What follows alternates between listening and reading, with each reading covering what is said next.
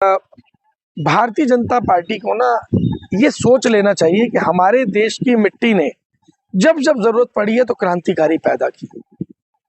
अब ये तो अपने वाले क्रांतिकारियों को देखते हैं जो अंग्रेजों से 60 रुपए पेंशन लेते थे और डर के मारे माफी मांगते थे और जेल से बाहर आ जाते थे।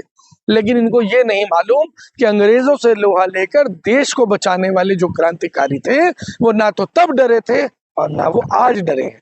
और ये क्या कर सकते हैं, ज्यादा से ज्यादा जेल भेज सकते हैं। क्या किया इन्होंने आम आदमी पार्टी के साथ? अरविंद केजरीवाल जी को जेल भेजा, संजय सिंह को जेल भेजा, मनीष सिसोदिया को जेल भेजा, सत्येंद्र जैन को जेल भेजा।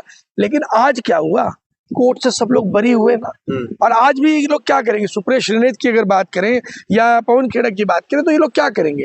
कुछ एलिगेशंस लगाएगी भाजपा, उनको डिफेम करेगी। पहले डिफेम करते हैं, देन उसको किल करते हैं ताकि लोगों की सिंपैथी खत्म हो जाए। ये लोग भी कह रहे हैं जो अगर हमें न्याय नहीं मिलेगा, कभी असम पुलिस हमारे घर पर आ जाते हैं, कभी दिल्ली पुलिस आ जाते हैं। हालांकि छापेमारी और कार्रवाई उनके पत्नी पर होना चाहिए था, लेकिन उल्टे हम लोगों पर हो रहा है। देखिए, यही भाजपा की खूबी है।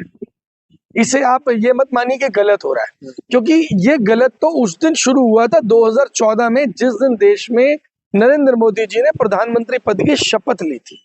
और अगर आज हम बात करें तो आज तो ऑलरेडी इस बात को लगभग 12 साल हो चुके हैं। हमारी आंखें तो लगभग उनके शपथ लेने के 2 साल बाद खुल गई थी।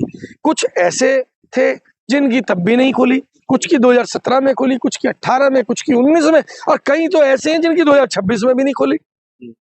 तो उनको तो बड़ी बड़ी खूबसूरत बात 2 दिन पहले एक आम आदमी पार्टी के एक नेताजी ने बोली कि जो अंधभक्त हैं उनको अपने गैस जलाना बंद कर देना चाहिए जो मुस्लिम कंट्री से आ रहा होता है।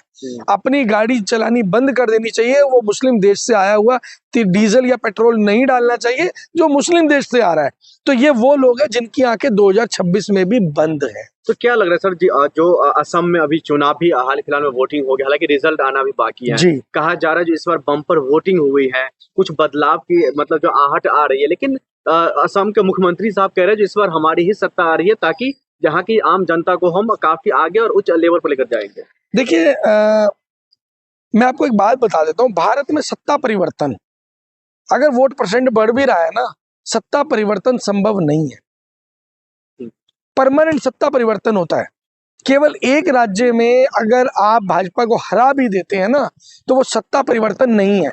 आपको राजनीति के विद्यार्थी के नाते इन चीजों को समझना होगा कि सत्ता परिवर्तन किसे कहा जाएगा। सत्ता परिवर्तन का मतलब है कि जब जनता आपके साथ रोड पर उतरना शुरू कर दे, वो लोग जो दिन में रोजगार करते हैं वो 1 घंटा, 2 घंटा, 3 घंटा, 4 घंटा छुट्टी वाला दिन आपके आंदोलन को देना शुरू कर दे।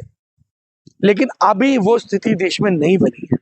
कुछ जगह पर हमने बिहार में देखा जहां स्टूडेंट्स ने पेपर लीक को लेकर के प्रोटेस्ट किया, लेकिन हो क्या रहा है? राजनीतिक दल इतने ज्यादा पावरफुल हो चुके हैं कि वो तंत्र का दुरुपयोग करके ऐसे आंदोलनों को तुरंत कुचल देते हैं। अब एक महा आंदोलन, बड़े आंदोलन या बड़े एक कैडर की जरूरत है जो पूरे देश के अंदर हर वर्ग को इकट्ठा कर सके, स्टूडेंट को इकट्ठा कर सके, गृहिणियों को इकट्ठा कर सके, किसानों को इकट्ठा कर सके, व्यापारियों को इकट्ठा कर सके, सबको इकट्ठा करना पड़ेगा। सर, जो सवाल पूछते हैं तो उन पर ही कार्रवाई आजकल हो रहा है ना। ये तो हमारे पास अभी सीधा सा उदाहरण है पवन खेड़ा को लेकर के।